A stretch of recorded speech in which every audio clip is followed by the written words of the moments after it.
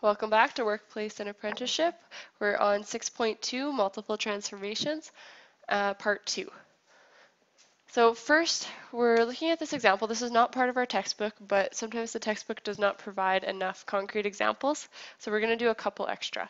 First, here we're going to label the square. So this is called square A. We're going to translate square A by the vector down 4, right 2. So we're going to move each coordinate, 1, 2, down 4, and right 2. And 40 seconds in, I've made a mistake. It should not be right 2, it should be right 4. Sorry if you wrote in pen. So down 4, right 4. And then translate your whole square there, and we'll call that square A prime. Then we're going to rotate A prime 90 degrees clockwise about the origin. So if we rotate this 90 degrees, it's going to end up like that, where your A prime would actually be in that direction. We're going to call this A double prime. Last, we're going to reflect A double prime in the y-axis direction. So then we're going to reflect it, and this is going to be our new square. We're going to label this A. Ooh, again, another mistake. Sorry, my bad today. The y-axis is this one. So we're going to reflect it over the y-axis to get our new square right where A prime was. Call that A triple prime. What single transformation could have moved A to A triple prime? There's a few options. We could have rotated 180 degrees, or we could have just left it at our original translation, where we translated down 4 and right 4.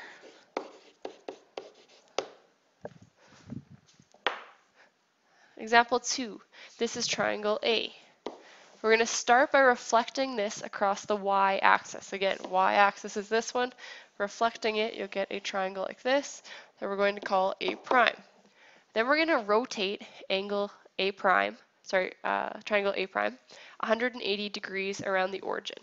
So when we rotate that, we're going to get a new triangle that looks like this. Call it A double prime. What single transformation could have moved A to A double prime? We could have just reflected it over the x-axis.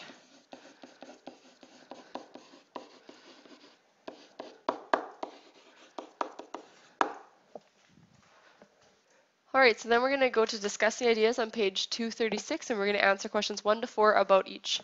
We'll do question 1 together. Write the coordinates of the original shape. So this here says shape 1, so that's our original shape. So let's just write them underneath. So coordinate A is at 4 and negative 2. Coordinate B is at 2 and negative 4.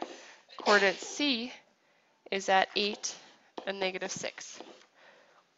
Now we need to figure out how we got number 1 to go to number 2.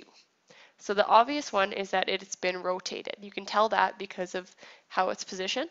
So if it went from quadrant 4 all the way up to quadrant run, oh boy, it's going to be one of those days, up to quadrant 1, how many degrees do we have to rotate it? Okay, this would be 90 to go from here to here, another 90 to go from here to here, and one more 90 to go from there to there. So it needs to be a 270 degree rotation. So let's then figure out our new points after a 270 degree rotation. So your new points should look like this. Note that having a negative here in front of the y does not mean that that term is always going to be negative. It means that that switches signs. So in your original, you had a negative. So then when you switch it, this just turns to a positive. Now let's go ahead and plot those new points. So our new triangle is at 2 and 4, 4 and 2, and 6 and 8.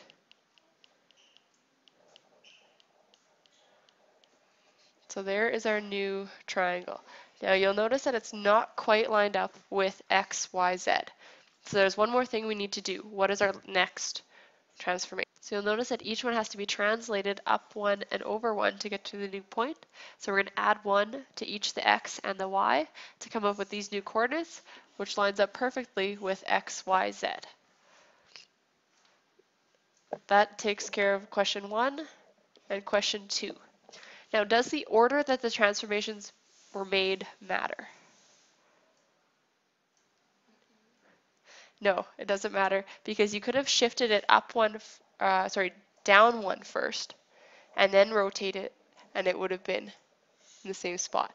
So you could have moved it down so that it was something like this and then rotated it and it would have lined up perfectly. So are there alternate combinations of transformations that could have produced this? In this case, no, because you actually needed to rotate this image to get there. So usually if you have a rotation, unless you've rotated it twice, there's not an alternate way to do it. So then let's look at question 2. Try this on your own first. Now with question number 2, there's a lot of points there. You should be able to figure out the transformations by just using 3 points. So I'm just going to use points A, B, and C. So our original points for A, B, and C are listed there. Then our first transformation could be a reflection over the x-axis. So that would move our new shape to right here. So label the A, B, and C new coordinates. So this should be your final result after you reflect it over the x-axis and down 2, or y minus 2. Now, when I did this on my answer key, what I did first is I actually moved our original shape up 2. So it was right here. Okay, so that's another option, is that you could translate it first and then reflect it and you'll get the same answer. So that takes care of question 3. No, it does not matter in the order that the transformations were made. Question 4, are there alternative combinations of transformation that could have produced this image? In this case, no, not really. These are the 2, but it does not matter the order that they're in. So then we have 2 more. Try number 3 and number 4. So question 4 is on the board there for your answers. Now question 3, there's a whole bunch of different ways you could do this. You could start by rotating 180 and get it directly from there to there. So that's one option. Another option is you could translate it from here to here and then over. So you could do 2 translations.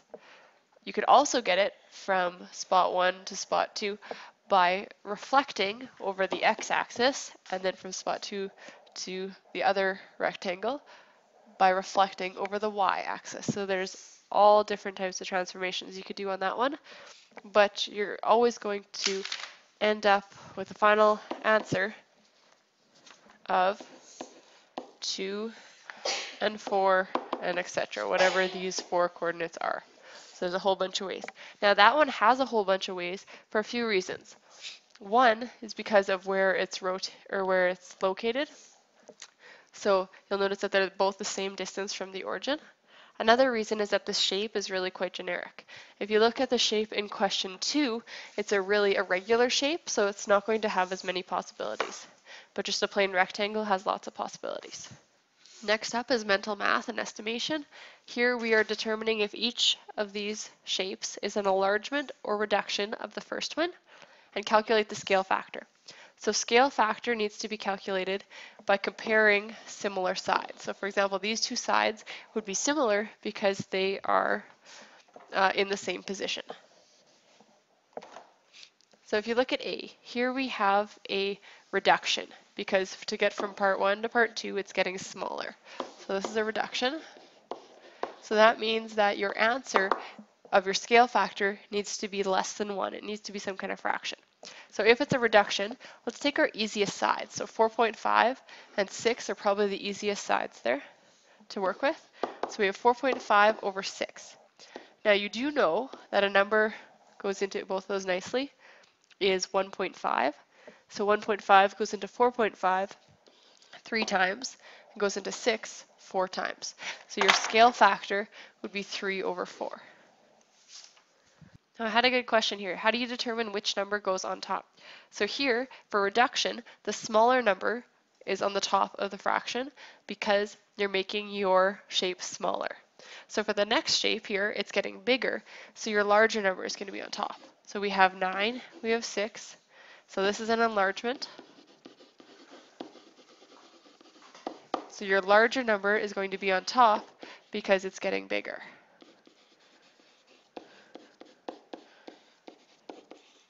So that's how you determine scale factors for enlargements and reductions.